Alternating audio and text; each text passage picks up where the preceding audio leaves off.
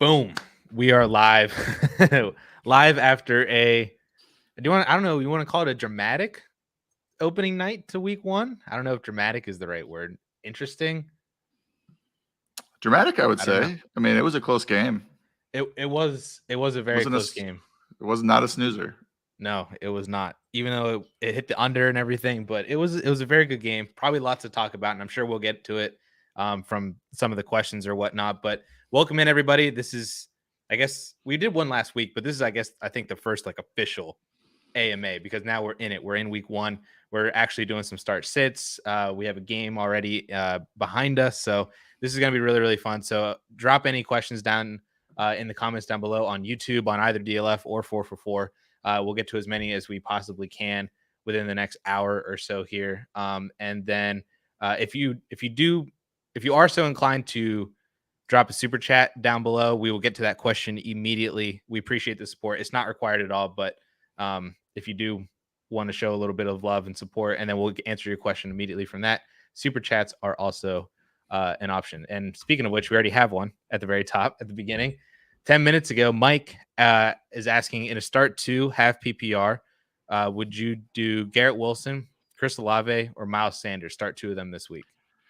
Yeah, I pulled up my flex rankings just to make sure I was giving the proper advice, and it was a little interesting because I think your brain tells you after all this drafting that Chris Olave and Garrett Wilson hold more value than Miles Sanders, but now we get into it, and Miles Sanders is projected ahead of both of them, 17 touches compared to Wilson, who's next up, and then Olave, who is third. So, if you agree with that projection for Sanders, then I would go with Sanders and Wilson. And then, looking at that Wilson matchup with Buffalo, it's a tough one. I think, his situation is probably a little bit better than Chris Olave's, quarterback wise and everything. But Olave's matchup this week against Tennessee's significantly better. So I wouldn't be surprised if Olave scores more than Wilson. It's close. I understand with the question that you don't know who to start, and that's why you're asking it. But it does seem a little weird to bench your second round receiver in Olave. But if you're in this situation, the projections say Sanders and Wilson, and then we may have to revisit this flex question moving forward if Sanders doesn't get the sort of workload we're expecting. But we're expecting bell cow touches for him when he's healthy.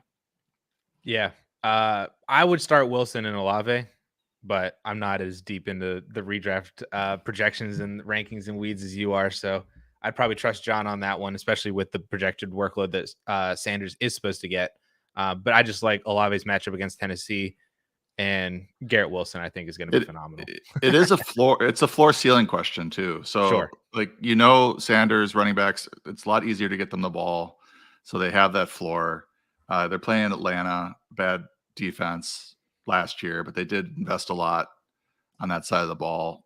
So, it's just easier to get them 10 plus touches, easier to get them 15 plus touches, obviously, than the receivers. So that's the floor. And then the ceiling is, Olave hitting 2 bombs for touchdowns against Tennessee, which is a pretty bad defense. So. Right. And they were tough to run against too. So, and without Alvin Kamara, probably without Kendry Miller as well, they're the success for them this week, the game plan wise, is probably going to be Olave, even some Michael Thomas in there. So I like Chris. I have him in a DraftKings lineup already going on Sunday. So I'm team Olave. We have another super chat from Jeff. So thank you for the support, Jeff. Thank you for the super chat as well, Mike. But Jeff is asking, assuming that Christian Watson is sitting this week, are you starting Jaden Reed or Zay Flowers? Which of the 2 rookie wide receivers are you going with? Jaden Reed, who now should have a bump up because Christian Watson's out, or are you going to trust the first rounder and Zay Flowers and what we hope is a better Baltimore offense? And we're just assuming that Watson sits, right? I didn't miss any news this morning that he was ruled out or anything like that. Right. Yeah. As of right now, today, we're just going to assume he's out. I probably in this situation would go with Reed. Zay Flowers, I do have it at 43 this week. We don't really know what this Baltimore receiving rotation is going to look like. There is that Odell Beckham ankle injury as well. So I think if Beckham were to sit and Watson sits, then I think Zay Flowers would move ahead of, back ahead of Reed, with this question. Watson's injury just popped up out of nowhere, so I don't know how this happened or when it happened, but all of a sudden he's very, very questionable for this week. Jaden Reed looks great. I don't know that he's going to play starter snaps even if Watson sits. However, it looks like Dobbs is going to be back, and they have a Malik Heath who started in place of Dobbs in the last preseason game. Looked pretty good, so they might just keep Reed's snaps around 70-80% as the third slot receiver there. So I wouldn't expect him necessarily to play 90-95% of the snaps or anything like that. Right. I'm also starting Jaden Reed. I mean, Romeo Dobbs also had a similar kind of injury to Watson. He practiced a little bit yesterday, so at least it looks like he's going to be able to play. But if he's at all hampered or anything flares up during the game, that could be even more opportunity for Jaden Reed. I would start Jaden Reed, assuming that Christian Watson is out, which also kind of touches on this question from Latin Victory. Are we starting Christian Watson? If he goes into the game and he plays, are you still willing to start Christian Watson then? If it all depends on his Friday practice status. If he doesn't practice at all or is limited, I'd be probably moving him down from where I have him right now. I'm hoping the rankings kind of show that I'm hoping that he's a full go today, but that's probably being way too optimistic. Most likely, if he is going to play, he'll get a limited tag today. And they just might be being really careful, heading into week 1 with him, hoping not to re-aggravate the injury. Obviously you like your guys to be full practice on Friday before you start them. I lost a little confidence in week 1 if he does go. So he does have that game-breaking ability, though, and it's the Bears. So the matchup's not bad, and all it takes with him is one catch and run, and you got your fantasy day for the week. Yeah, I'm probably not touching him. If you have another solid option, I think I'm sitting Christian Watson and just seeing what happens. Assuming that he is healthy. If he's out, then that made your decision really easy for you. John's in the chat. He says, we are. John's a Penn State fan, as am I. Looking forward to the Delaware matchup tomorrow. We're going to win by 70. Here for the meme says, what up, John? Ed says, let's get it on. Here for the meme says, praise be to the sun god. Amon-Ra delivering in week 1 already. Love to see it. So, all right, let's answer this one from Chris. Chris is a YouTube member, so be more like Chris. Yeah, you get a little bit more priority in the AMAs as well. So Chris is asking, should he overreact and trade Kadarius Toney for a number 2 pencil or any equivalent to that? But thoughts on him in general and what to do when someone comes out this flat. So I think you can kind of we can expand upon this and touch on Sky Moore. We can touch on basically the entire Chiefs wide receiver room because there was not a lot that happened. So how are you just feeling in general about Toney, Sky, everything going on KC? I did tweet out Chiefs receiving report, Lions receiving report, and then RBBC reports for both teams. 444 _ John. If you want the full stats, Toney is like, I mean, it was a nightmare. Like the interception was a disaster. He's dropping passes after that. The plus side is, okay, he's coming off of this injury. He probably didn't practice much. He was pretty rusty heading into the game, or at least out of sync. And how many targets is he receiving on 11 routes? He had 5 targets on 11 routes. The guy earns targets when he's on the field. He has incredible yards per route run in his career. It was terrible. Obviously 0.09 last night. Not great. But I would expect him to be better moving forward. This is probably a good opportunity to go get him if you believe in him. But it was a disaster. So it's more of a I want to bench him. I want him on my roster still. I don't want to cut him. I want to bench him, but I want to see, the fundamentals are there. He's getting tons of targets on his routes. Mahomes is looking for him. Mahomes said after the game he believes in him. So it was bad, but for different reasons than why Sky Moore was bad. Right.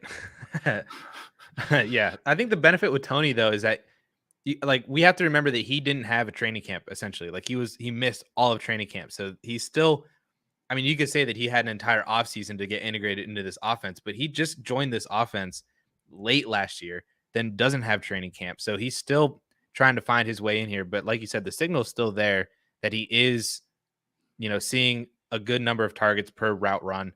Even though he's only running 11 total routes, that's still an issue that he's not getting on the field as much to, blow up those numbers in terms of targets per route run if he's running 30 routes like Sky Moore versus only 11, So I think that there is a different issue with Kadarius Toney.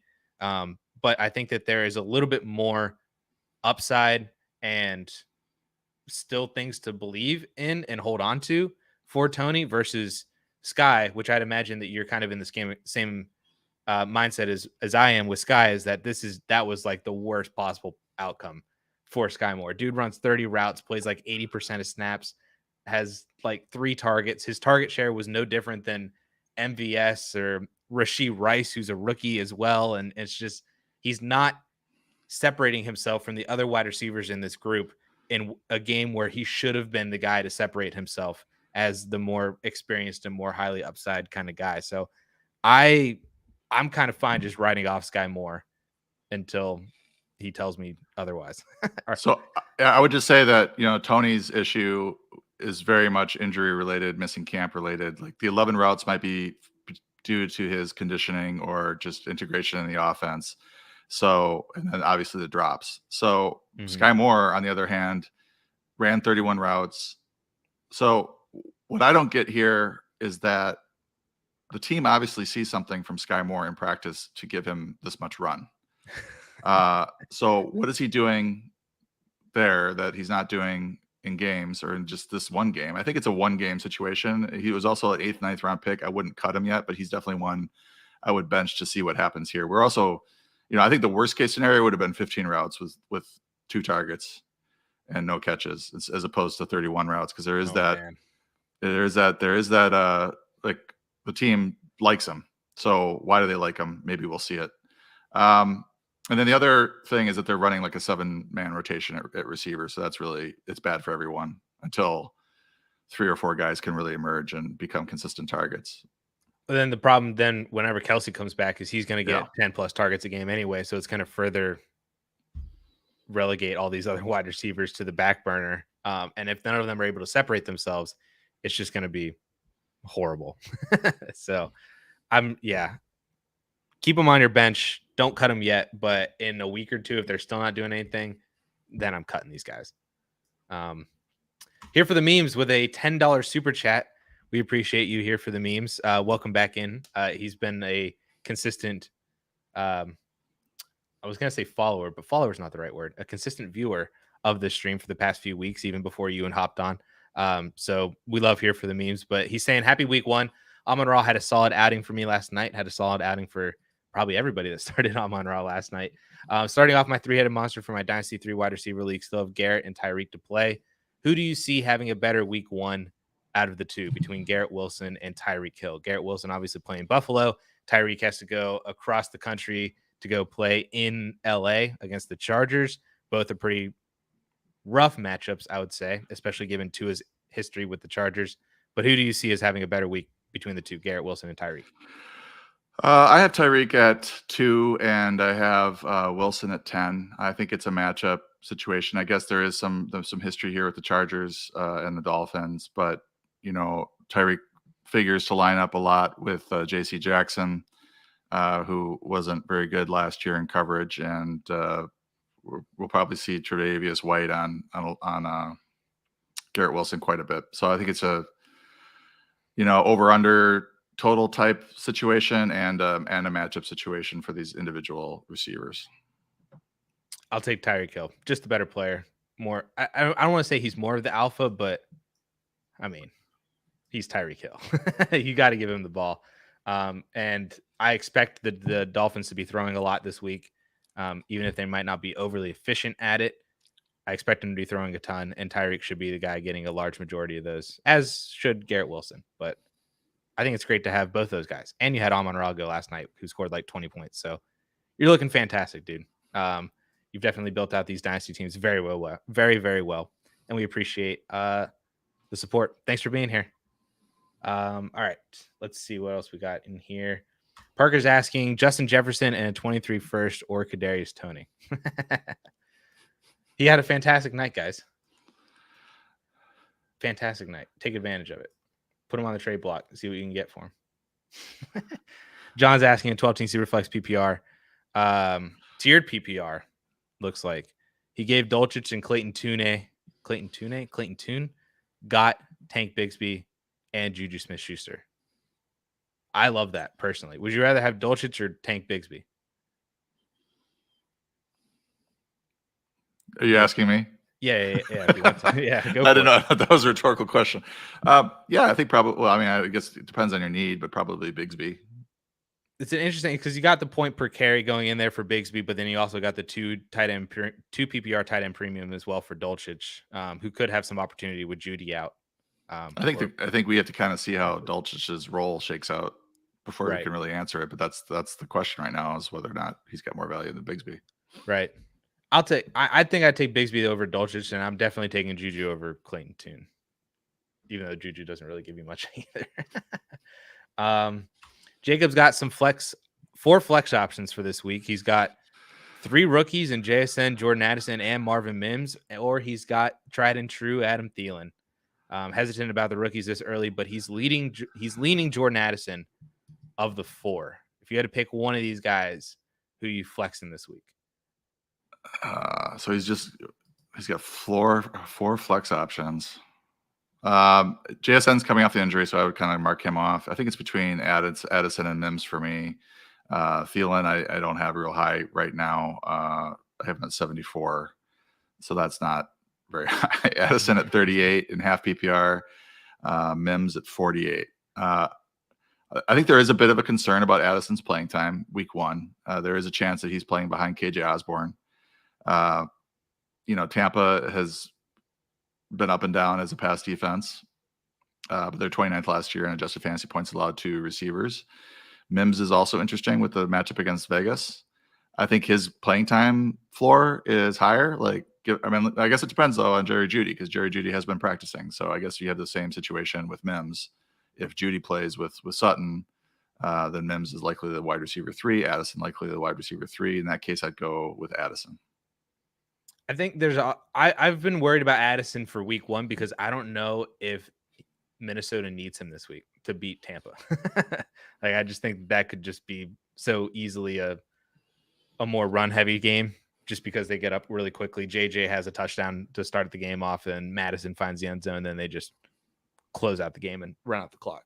So plus the aspect of first game, KJ Osborne, all that kind of stuff. I'm playing Mims of these 4, especially if Judy's out. If Judy does play because he's been practicing, I would still play Mims, but I am less excited about it. That's how I see it. Let's see here. We got Francis. Drop 2.5 PPR redraft. So we got to drop 2 of these guys. Samaje, Jerome Ford, Tyjae Spears, Sean Tucker, Jaden Reed, Nico Collins. I'm assuming maybe he needs a kicker and a defense before this week. He dropped those guys and then picked up these guys for see what would happen. So we got to drop 2 of them before Sunday. Okay, I'll go with the easy one, and maybe you could pick the other one. Jerome Ford, I think, is the easy one with Pierre Strong coming over. Kind of dings his value as a for sure attrition type play for Nick Chubb.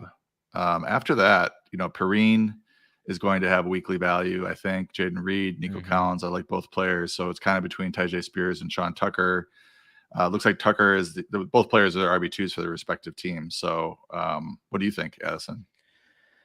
Those were the 2 names that I also identified as well. I don't know if you want, I feel like Tyjae Spears is more strictly a handcuff. I think he has the ability to cut into Henry's workload, but it's Derrick Henry.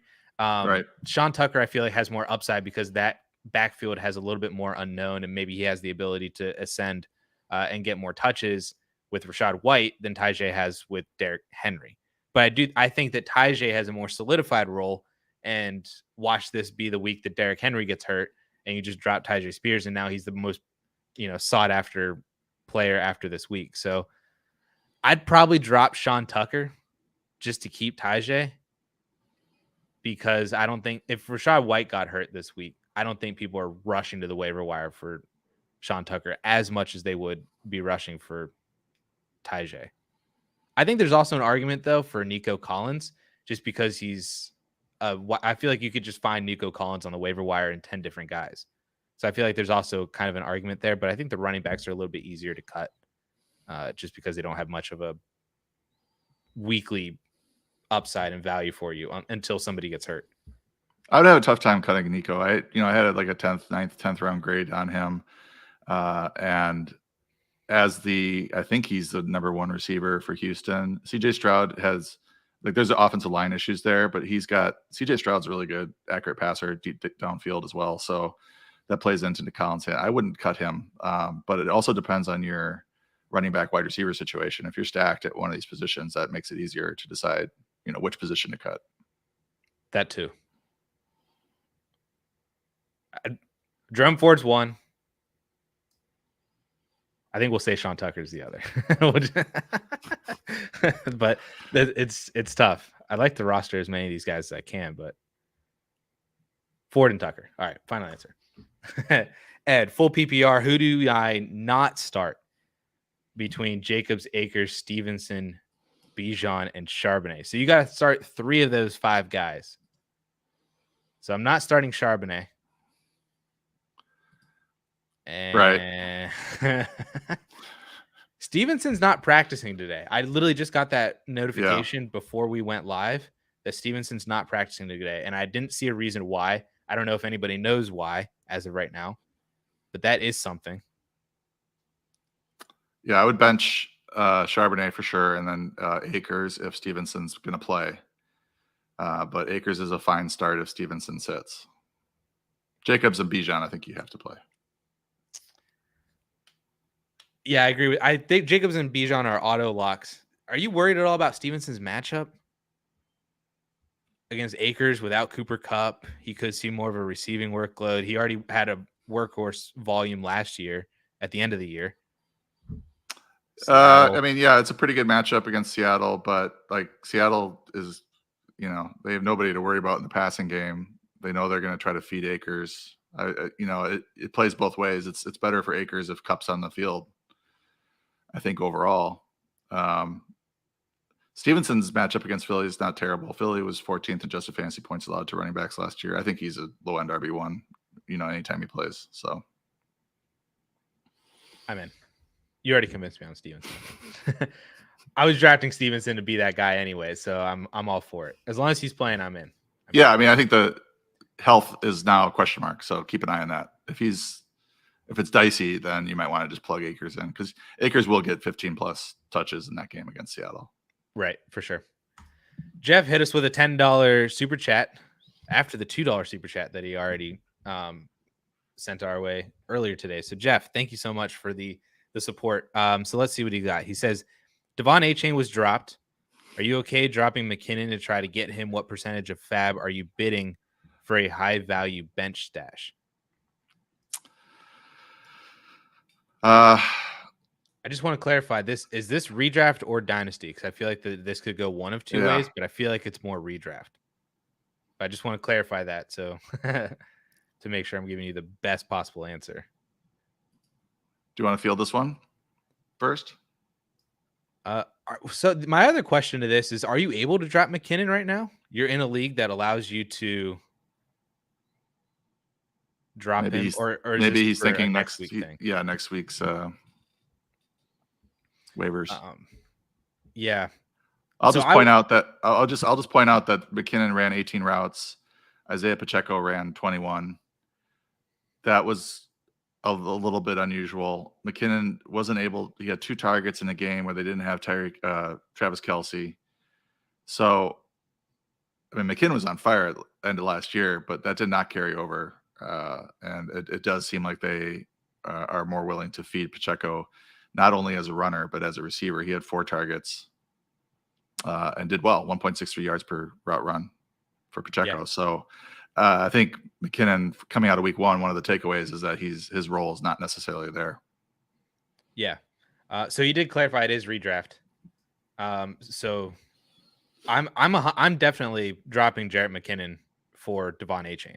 I just think there's way more upside. And then you just touched on the fact that McKinnon's role might not necessarily be there if they're favoring Isaiah Pacheco a little bit more than what they were at the end of last year in the receiving game. So I'm dropping McKinnon for Achane.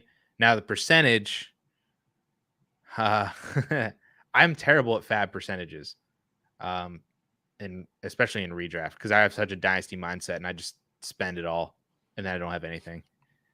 Would you drop like 20 to 25%? Is that how high you're going for Achane? More? It totally depends on what happens this week with Achane. He's been dinged up. He had the shoulder injury. It looks like he's going to play. If he does nothing, then I'd probably be less aggressive and try to conserve some of that fab. If he has a big game, then you're doing, you're paying whatever you. So he said that he could drop him now. He's in a league where he's able to drop him, even though he's already played. Oh, because so he was on the bench right now. Yeah. Well, then it's free. Well, no, he's got fab. So he's talking about. Yeah, probably won't go. They must do multiple. Yeah, probably won't go until Sunday morning, maybe.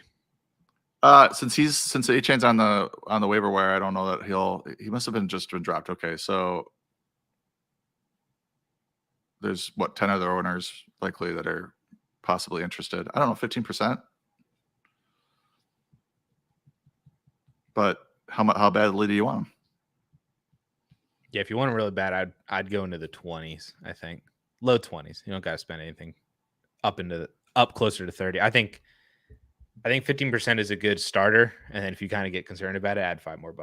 I think he's on the right track though, because he's already evaluated McKinnon and seeing that Achane's a better pick, right? Better player, better stash. Yep. Hopefully that helped, Jeff. If it didn't, let me know. 15 to 25. Yeah, I think I would split the difference and just do 20. 21%. 21. When somebody else goes 20, then you. Well, you might want to do 22 because somebody else might do 21. Oh, then you got to do 23 because somebody else is going to do 22 because they know somebody else. Yep. We just told him 25%. Basically, is what we just said. 20 to 25. That's my final answer. Let me scroll. Thank you for the super chat, by the way, and please let me know if we didn't answer your question as well as you were hoping for. Anyone else pleasantly surprised by how Monty looked last night? I just speaking for myself, I had him ranked higher than ADP all year or all offseason. I had running back 22, running back 21. He was bouncing in that 20 to 22 range based on what else was going on at the running back position. But I thought he was going to take over that Jamal Williams role. And he did. I thought Jahmyr Gibbs looked good, though. He was a slip away from having a touchdown and having a fine first game. 60 total yards in your first game is not bad at all. So, this backfield looks like like 9 touches too? Yeah. And he broke like 7 tackles too. So, he might get some more run from that. But he better. Monty, look, big workload for him. It was 21 attempts, I think. Yeah. And he ran 20 routes but didn't get targeted. So there's some upside there in the passing game if he keeps running those routes. Yeah, he was on third downs that I was not happy about as a Gibbs manager, but it's first game for Gibbs and they're going to work him in and stuff like that. So can't expect too much early on. I think Monty was classic boring value in the middle rounds. And, I was high on Jahmyr Gibbs, still am, but this backfield, there's so many points available in this offense and this offensive line. So, right. They were both values. It's a rare time when both running backs in the backfield are both values at their ADP. Usually it's one or the other. Well, when everybody hates DeAndre Swift and then you just insert a better DeAndre Swift. Yeah. But nobody knew that DeAndre Swift was a top 15 running back in points per game in like 3 years in a row. Nobody cares. And then everybody saw that Monty was taking Jamal Williams, but he's not scoring 17 touchdowns. So He's Well, 10. he could be fine if he gets 12. There you go. He's on pace for 17 already. So Yeah.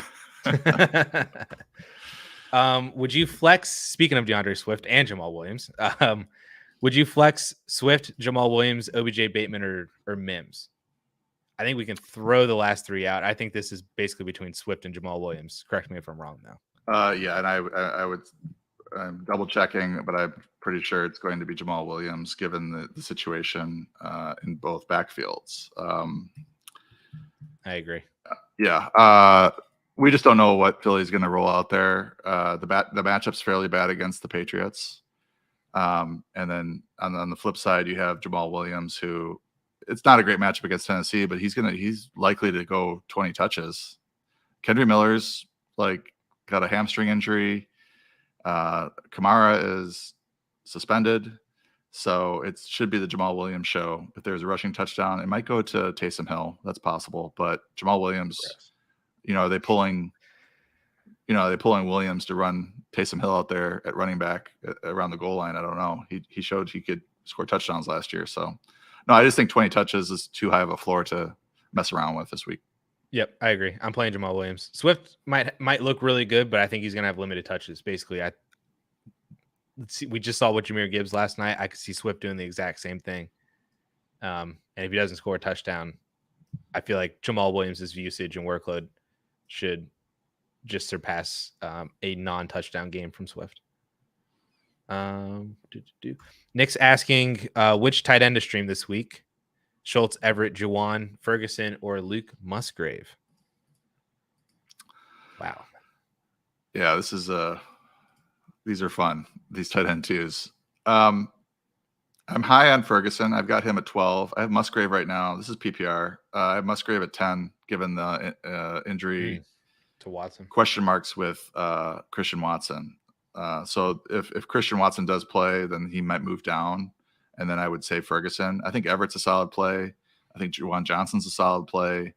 Dalton Schultz is decent against Baltimore. But I think Ferguson against the Giants, they were 26th in adjusted fantasy points allowed to tight ends last year. I think he's the most likely to stay where he's at. Musgrave might move around some because of these injuries to the Packer receiving corps. But he looked great in the preseason and is an every down player for them. But so is Ferguson, I think. Yeah. Ferguson was a name that stuck out to me pretty immediately. And the matchup's great. Giants have been terrible against tight ends for the past 17 years. So I'd play Ferguson. Musgrave was my number 2. Agree with you there. Daniel, half PPR, Lockett versus the Rams, or Deontay versus San Fran, or Drake London versus Carolina. Oh my God. Question. You have to bench 2 of them. Deontay or Lockett? That's painful. I have Lockett the highest. And it was a half PPR. I have Lockett pretty high. I have him at 12. I got Deontay at 26 and half PPR. He'd be higher in PPR. London, I have at 24. So I would go Lockett. But, I mean, there is the argument that Seattle's not going to have to throw a whole lot against the Rams this week. Right. And he could, sometimes these games, you end up with DK with a touchdown and then, Noah Fant, and then they just run the ball and Lockett's got, 2 catches for 22 yards or something. But this is also a game where he could be the one scoring the touchdowns early. I think with JSN kind of banged up, I would go with Lockett. I think you have to go with Lockett. I agree with you. If I would take Deontay in a PPR, but the fact that it's a half PPR kind of drops his value a little bit. London, I'm not really trusting all that much with Kyle Pitts back. Add in Bijan Robinson. Carolina's wasn't a very good defense last year against running backs. So it could be just an easy running back. It could be a Bijan Algier game for Atlanta. I think you have to start Tyler Lockett, but I want to play Deontay. But I think you got to start Lockett. Yeah, and thinking about the Seahawks defense, I don't think they're that good that they're just going to shut out the Rams. So Stafford might be able to put up some points to keep the game competitive through the first half, and then they still have to throw. Seattle's defense is not great. Tyler Lockett, final answer. James Cook or Raheem Mostert, half PPR. James Cook or Raheem Mostert. I'll do James Cook. In half PPR, or that's PPR. Got to get half PPR up. I just FYI, I'm just double checking my rankings. I have my gut, but I don't want to. I got to think about why I ranked people where I ranked them. Mostert I have at 24. James Cook I have at 27. I think it's probably a matchup issue. Last year the Chargers were 25th in adjusted fantasy points allowed to running backs. It was last year. We can't really trust these numbers implicitly, but I don't know that the Chargers did a whole lot to bolster their run defense. The Jets defensive line's tough. They were 13th in adjusted fantasy points allowed to running backs last year, but they should be even better this year. So I would lean Mostert just because he's not going to be taken off the field around the goal line, whereas Cook will be. But you said your initial reaction was Cook. I'm taking James Cook. Yeah. There you have it. Well, I really like Mostert against the Chargers as well, too. I'm just concerned about Miami's offense just in general, traveling east to west. I think the Chargers defense is going to be pretty solid. Mostert, I think, will have good volume, but I trusted what I saw in James Cook in the preseason. And even though, he'll probably be taken off around the goal line like he was in the preseason, he still got massive amount of snaps and opportunities between the 20s. And if he gets one screen pass on like the 15-yard line before they give it to Damian Harris, he could end up falling into the end zone before they even get to the goal line. Cook will score some touchdowns from outside the 10. Right. So it's not like he's not going to score touchdowns. And I also think that if the Jets defense is doing a good job on Diggs and Gabe Davis, and Josh Allen might have to rely a little bit more on James Cook down in the short to intermediate, which is why I also like Kincaid this week too. But that's a narrative. I don't know if that's like, there's nothing really based on that other than just like Sauce Gardner. But I watched Trey Palmer torch Sauce Gardner, so maybe there's something else there. Anyway, Jack's asking, he needs a strong flex here. Not sure to start. Zay Flowers, Brandon Cooks, George Pickens, or Jordan Addison. It would be helpful to know the scoring systems for these, just so that we're giving you the best advice. I'll just assume half PPR. Adios mio. I don't know if I want to start any of these guys. I think Pickens is decent. I have him at 34 and half PPR. I've got, let's see I said PPR. Okay. So I'm fairly optimistic about this Steelers offense in general. I don't know how great they're going to do against the 49ers, but maybe Joey Bosa is not completely back. Cooks at 35, Addison at 36, Pickens at 37, so it's tight. Zay Flowers at 42. Just the rankings say Brandon Cooks against the Giants, but that's just betting on the veteran. It's all those first three, Cooks, Addison, and Pickens, are all within 0.2 in the projections. I would say Addison and Pickens have better matchups. The 49ers were not great against receivers last year. They have a good defense, but they were 27th in adjusted fantasy points allowed to wide receivers. So that's a tough one. I think Pickens certainly has the most upside for sure, just inherently based on how he is as a player, and his usage in the offense, and the fact that he is not a rookie like two of these guys are, and not a player in a new offense like Brandon Cooks is. So I feel like if you just kind of want to play the safest, but also go for the most upside, that's George Pickens, I think. That's reasonable because we aren't 100% sure what Brandon Cook's role, how much he's going to play with Gallup there and everything. So that's pretty good advice, I think. Nice. Also, speaking of Pickens, do you prefer him or Elijah Moore? Since we chose Pickens over Addison, would you choose Pickens or Elijah Moore?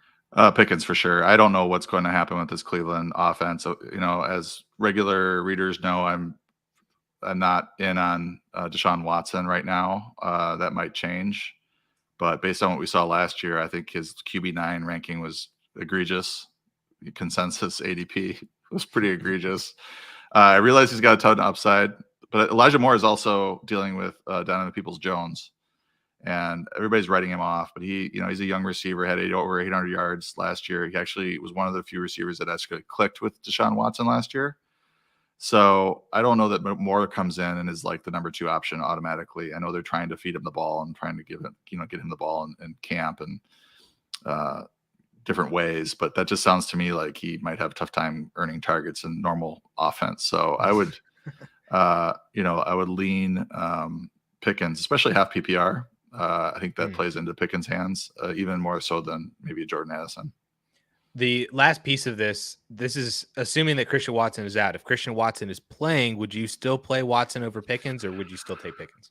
He's at let's see, as PPR. In half PPR, he's going to end up going up a little bit because he's more of a low volume, high touchdown guy. So I've got him penciled in at 32 right now. Pickens at 34. So it all depends on the language that they're using around Watson, and just keep an eye on those reports because they might say, oh, he's going to have a limited snap count and et cetera. Then you might want to just go the other direction because you definitely want players that are on the field. It's a lot easier to score fantasy points when they're on the field.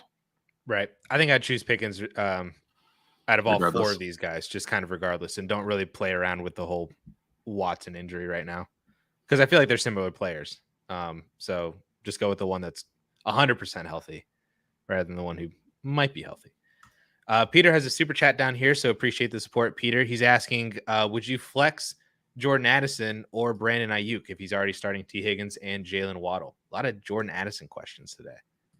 As a fellow Addison, yeah, I think it's funny that it's not funny.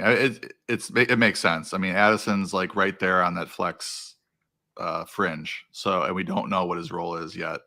I'm going Ayuk in this one. I think he's 10 spots or so ahead of Addison right now in the projections.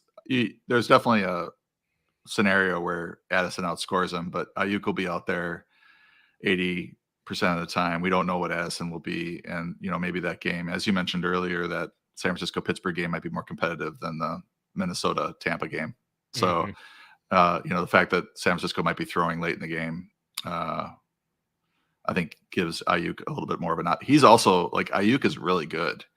Ayuk's issue is, he's a really good route runner, really good player. He had a good year last year. His issue is Deebo Samuel and the fact that they tried to force the ball to Deebo. And, from what I've read, Ayuk's camp was even better. I think Kyle Juszczyk said that he looks like a different player. So I'm really interested to see, do they start to feature Ayuk more in the offense as opposed to trying to force feed Deebo Samuel? Yeah. I was trying to think in my head. I was like, who's Joey Porter going to cover and, all that kind of stuff. But I don't know if that really matters because the Shanahan just moves all these wide receivers around anyway and just tries to give people the ball in space. So that might not necessarily matter as much as it might typically. But I don't think that none of that changes my answer in terms of I'm playing Ayuk over Addison this week. Where are we at? Parker, start 2, Dameon Pierce, James Cook, Zach Charbonnet, Javonte Williams. Would you play either of the bottom 2 running backs or JSN over Drake London in the flex? A lot of different questions. Let's start with the start 2. Oh, boy. Okay, so let's start with the start 2. We don't know what the scoring system is. I'll just go PPR then. I guess we really should do a poll and find out what percentage of our viewers, just so we have a default. I think Pierce is he's 22. He's at 22 against Baltimore. Yeah, that's not the greatest matchup, but he's got a nice floor. Yeah, I have him ahead of Cook. Loaded, I think. I have him ahead of Cook. I think Cook would be second. Charbonnet, Javonte third. Charbonnet fourth. I don't think Charbonnet is an option yet until we know what his role is. Agreed. And then would you play either of the bottom 2 running backs over Drake London in the flex? Assuming PPR.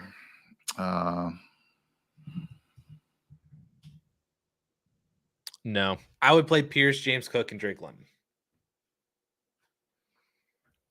I don't trust Javonte yet. But that could come back to bite me. Projections do say Javonte over Drake London in PPR. Sean Payton did say that Javonte was going to play a lot and have a big role. London, I think, is a solid play against Carolina. That's a tough one because, we're looking at the Samaje Perine, Javonte Williams backfield. We just don't know how it's going to split, especially, week one coming off the ACL. I think I probably would just lean Drake London for safety, but, this kind of flies in the face of the running backs tend to be safer in the flex because of the, the floor, easy to get in the ball. Yeah. Yeah. But I think if you're like Pierce, I feel like is already, well, maybe that's an argument for Javonte Williams. If you're trying to go for upside, because I feel like Pierce is more of a floor play. James Cook, I feel like, is also somewhat of a floor play, maybe an upside play if he scores. And Drake London feels like a floor play. So I feel like we got a lot of floor plays. And if you want to inject a little bit of upside, Javonte might be, that player instead because of the touches that he could get and the receiving upside that he also has as well, especially if Judy's out. I mean, Javonte already had a good receiving workload last year, had good receiving workload in the preseason. If Judy's out, he could have 4, 5, 6 receptions this week.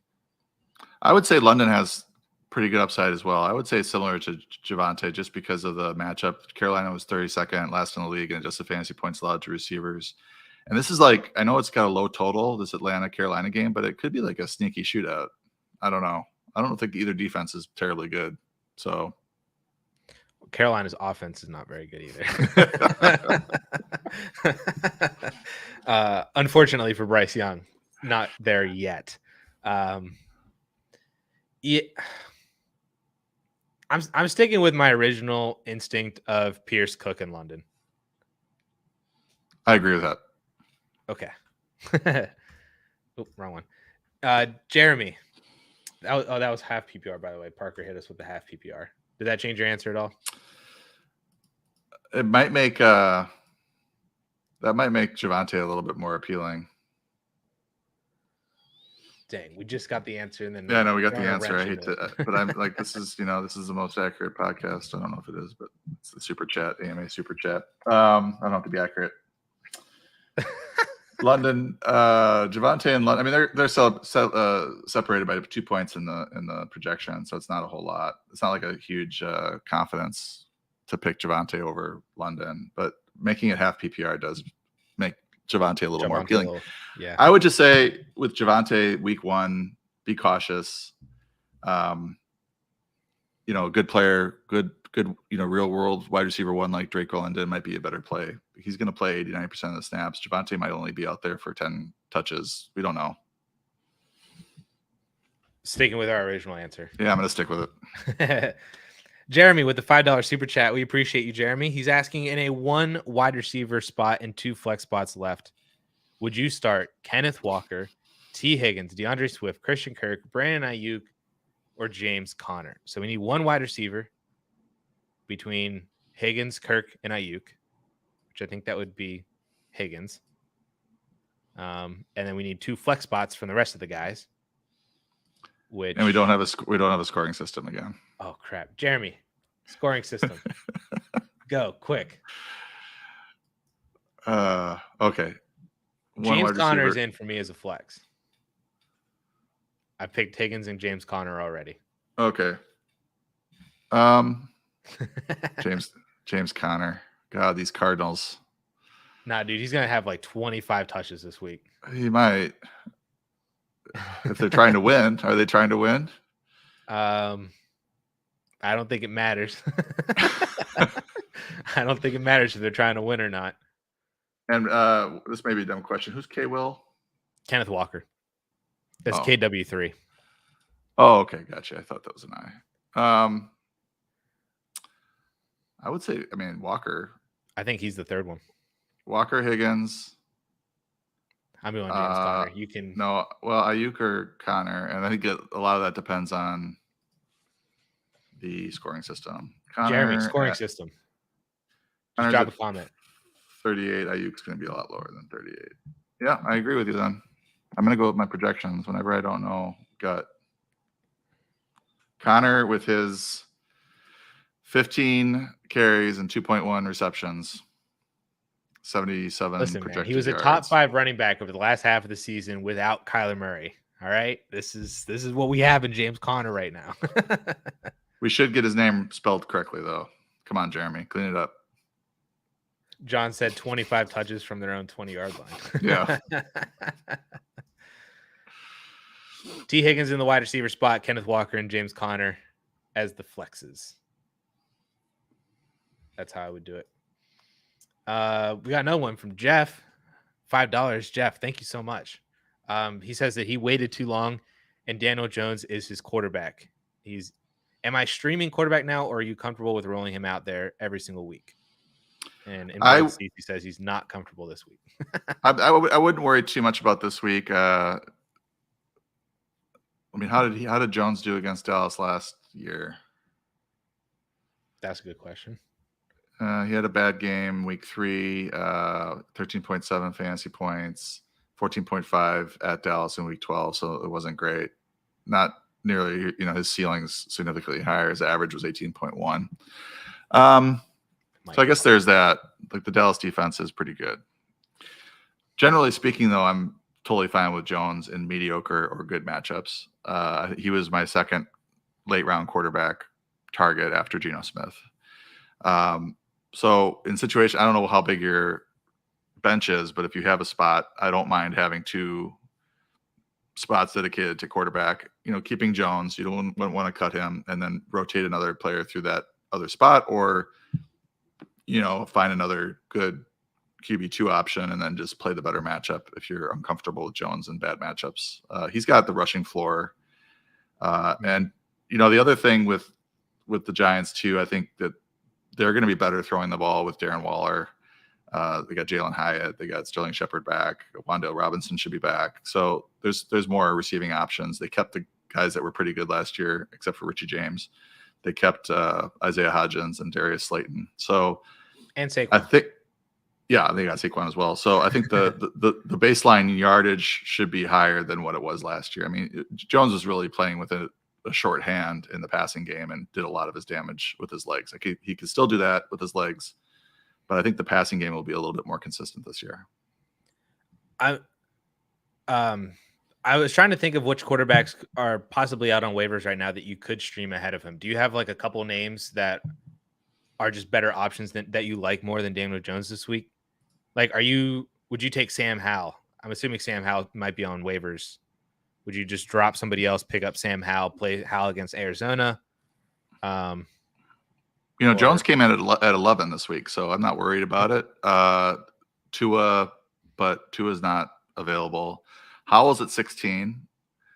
I mean, that's if you're worried. Like, what I always tell our subscribers is that, like, just use my rankings as a tiebreaker or as a helpful friend. If you don't like Daniel Jones, this is your fantasy team. If you don't want to start him, you're scared, or you just are worried, and you want to roll Sam Howell out there against Arizona, who's going to be terrible, then go do it. Or Russell Wilson, maybe. He might be out there. Possibly. Both have better matchups than Daniel Jones does. I just think Daniel Jones on a weekly basis is a better option, and I think he's better than it was last year because of the enhanced receiving options. Jeff said that if you're not worried, then he's going to sleep like a baby. That makes me worried because I'm a warrior. No. All right, his fantasy team now rests upon your word.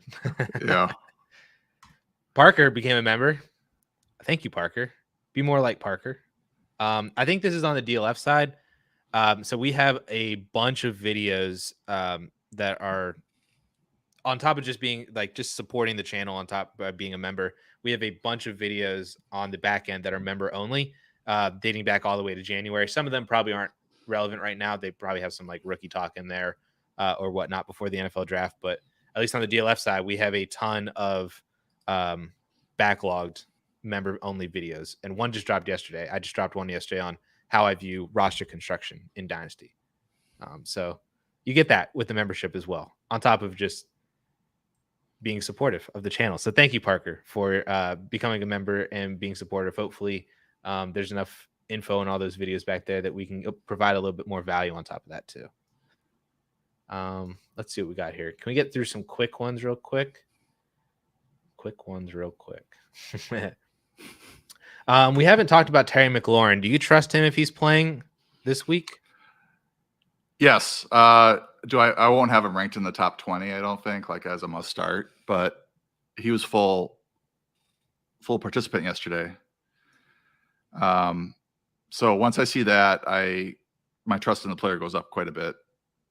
It means he's very likely going to play unless there's some sort of setback, and that he's getting closer to 100%. I know the Pro Football Doc saw him favoring his toe in practice or whatever, but I guess we'll see more video today perhaps. But I wouldn't put him in as a must start, but he does become like a very good wide receiver 3 flex option. This isn't from a game theory standpoint, this is also, the Commanders could put this one to bed early and not need McLaurin. That's my biggest fear, is that he's a decoy, not because of injury, but because Arizona is so bad that. I mean, on one hand, it's a great matchup. On the other hand, do they even need him to be out there, or should they just play him half the game and win the game? So, and Brian Robinson and Antonio Gibson both get 20 carries, and I think Dotson's a must play. And then I think after that, it sort of depends on your situation, whether or not. So I guess to answer your question, do I trust him? I don't, because of the opponent, and that if they're smart, the Commanders would either just let him rest or not play him a whole lot against a really bad Cardinals team that's not even trying to win. Yeah, that's the reason why I don't trust him this week. Not so much because of the injury, just the matchup. So if you have a better or comparable option, I'd probably go with somebody else, because I think that they'll have more upside. Before I get to the super chat, just a quick transition. We were just talking about the Commanders. Would you start Brian Robinson or Khalil Herbert this week in a full PPR? I'm starting Brian Robinson because of all the reasons that I just said. I think he's going to have like 25 carries. Yeah, I got him for 16 carries, 1.6 receptions. I've got Herbert a little bit higher. So I've got Robinson at 31 in PPR. I've got Khalil Herbert at 27. I definitely could see a scenario where they're feeding, the running backs there in the second half, and they have 35 total carries or something like that. I just think I just like Khalil Herbert a little bit more as a player. I did draft quite a bit of Brian Robinson towards the end of draft season, because he was one of these few 18 touch type backs that you could get in the 8th, 9th round. That was unusual to be able to get somebody like that as your RB4. And This is a good matchup against Arizona. I think Robinson probably for the floor and Herbert maybe for the ceiling. I think that's a good way to go about it. I think that's a good way to go about it. My pick is Brian Robinson, but Khalil Herbert is also just as good of an option, I think. Samson with a $5 super chat. We appreciate you. So he needs to drop one of these players: Elijah Moore, Jake Ferguson, or Ty Chandler. And just from looking at this, I have the Big Bird GIF in my head where it's one of these is not like the other, and I have a feeling that you feel the same way. Yeah, I would cut Ty Chandler. Yeah. We think he's the handcuff to Alexander Madison. That's not even certain, but we think so. But the other two are starters or de facto starters. So, yep, I would drop Ty Chandler as well. Sorry for the very quick answer, but we appreciate the $5 super chat. And Ty I'll just say I love Ferguson. I have him ranked uncomfortably high this week, and I think he might end up doing what Dalton Schultz did the last 2 years, tight end 4, tight end 10 for that team, because I think he's athletically just as good. I mean, there's some highlights out there of him hurdling people. He did a little like Euro step for a touchdown. He only had 11 targets from Dak Prescott, but he caught all 11 for over 100 yards last year. He caught 3 of 3 targets in the preseason. So I'm just really excited to see if he can emerge as a low-end tight end 1 and maybe join this conversation, top 8 type conversation of tight end position. So there's a longer answer there for your $5. Feel better about having Jake Ferguson on your roster. Boom. There you go. I like Jake Ferguson. If you look at his combine numbers versus Dalton Schultz's, they're like a carbon copy of each other. Like it's like almost identical in terms of size and speed and overall athleticism. So yeah, Jake Ferguson. I will also instill more confidence than what John just did. John B with a $2 super chat. So thank you, John. He's asking, I'm assuming this is Khalil Herbert, Deontay Johnson, or Jahan Dotson at the flex. You just said that Jahan Dotson is a must start. Is he more of a must start than Deontay or Herbert in a full PPR?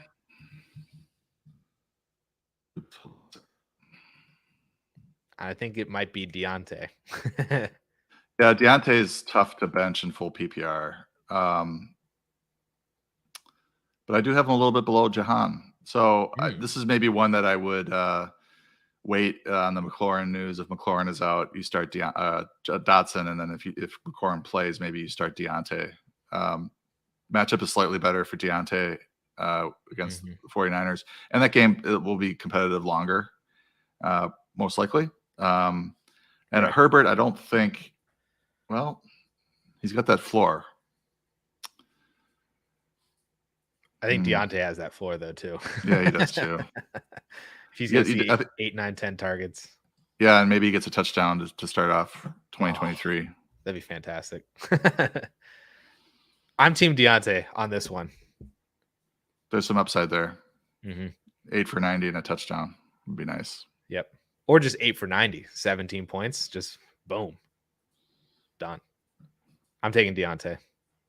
I think it's the game will be more competitive. I'm worried about the Commanders' passing options. Yeah, I'll take Deontay. Jeremy did say that this was half PPR, so I want to see. This was from the super chat that we had just earlier. Does this set of questions, these set of players, change anything for you? No, we went with Kenneth Walker, Higgins, and James Conner. In half PPR, you definitely want to consider the running backs more. It gives them a boost. So I think our answer is the same. Okay, very cool. Just wanted to make sure we touched on that and gave the best answer that we could. Here for the Memes also dropped a $2 super chat as well. So we appreciate you here for the Memes for our all the support thrown our way. In a full PPR, you got to pick one for the flex. Would you go Raheem Mostert, Brian Robinson, or Marvin Mims? I love that he included the juniors as well. Brian Robinson Jr., Marvin Mims. Those juniors, by the way, as a runner or a fantasy analyst for a fantasy site, just dealing with these juniors as far as name matching is a nightmare in Excel and trying to scrape data. It's a disaster. Mostert.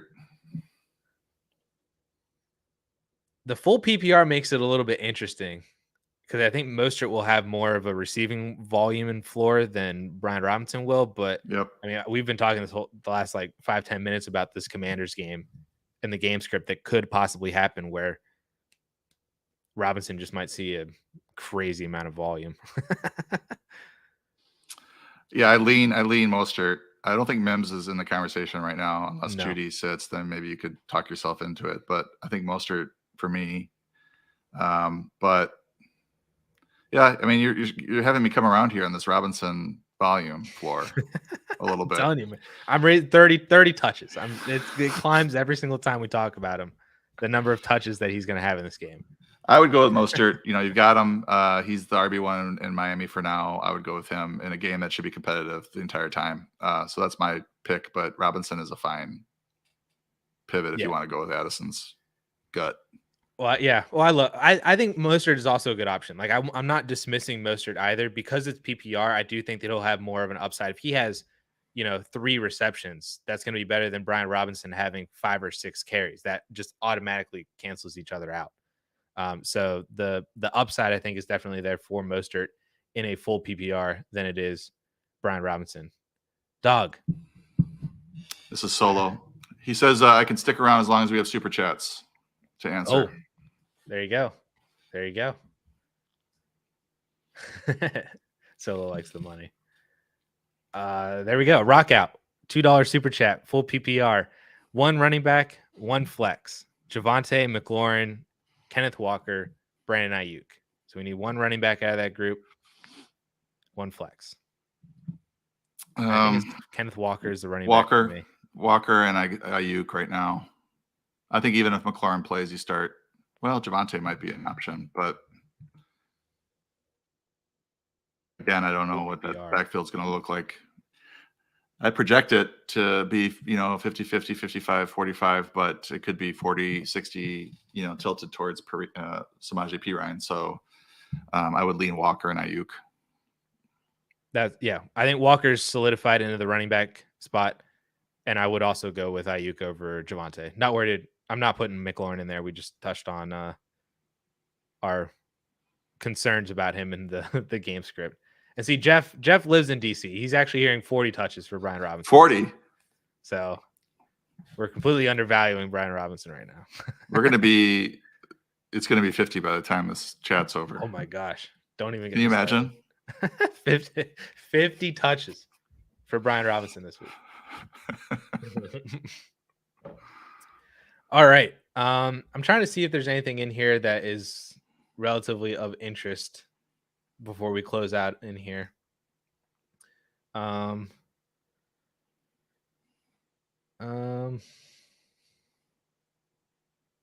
didn't touch on Godwin. Would you rather have Godwin over London or Dotson? Depends somewhat on it depends on that McLaurin injury. I've got, where's Dotson? Dotson at 19. And this is PPR. Godwin at 24. London at 22. This is like one of the best matchups that Godwin and Evans are going to have though this year. Like this might be their best game. We don't know. I love both. I love both players. I really love Chris Godwin. But this quarterback situation in Tampa could go sideways quickly. I have Dotson thinking that McLaurin is limited or out. I've got McLaurin at 41 at the moment, but now he's looking like he's probable. So that might have to change. I probably would go. You have to pick 2, just 1. I'm assuming just 1. Yeah, that's a tough one. I mean, I have Drake London 1/10 of a point ahead of Godwin in PPR. So I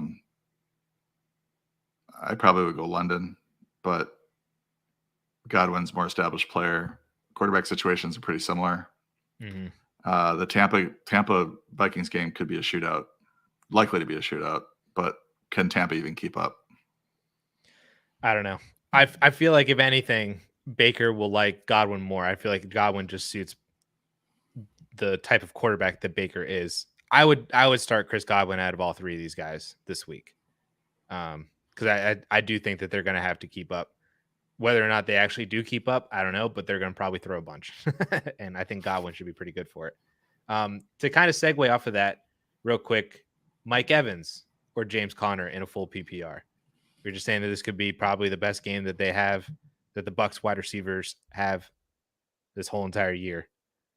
Do you trust Mike Evans more than James Conner? No, I would go Conner due to the touch floor. I've got him. I've got him 20 spots ahead in the flex rankings. I agree. I would also take James Conner. And last question. I was just going to say he spelled Conner's name correctly, so good job, James. Nice, James. Conner with an E. John, we have to answer John's question because John's a real one, and he answers questions for us in the chat as well. So John is amazing when we don't get to questions or we don't get to questions as quickly. John's the guy who answers a lot of them. So he's asking start 2.5 PPR, Miles Sanders, Cam Akers, or James Conner with an E.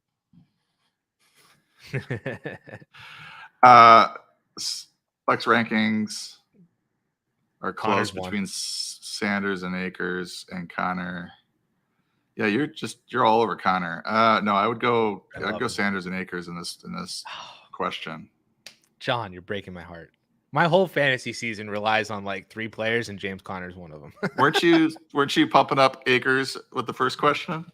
I was. Actually, that's why. Like to me, Conner and Akers is the answer but you like Oh, Akers and Sanders. Sanders for sure. He's my top guy of this three. All right. Well, Atlanta, bell cow roll. Awesome offense. The Panthers. John, I would trust John. Go with the John. I'm wrong half the time. So we did get a quick $2 super chat, though. Need 2 wide receivers. London, Mike Williams, Elijah Moore, Van Jefferson. So London, 1. Yeah, Mike Williams, 2.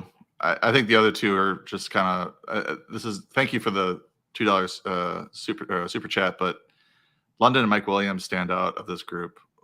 Moore is a very good player, but just not sure about his role yet in Cleveland. Van Jefferson could outscore all the other 3 guys, but it's Van Jefferson. He hasn't done a whole lot yet.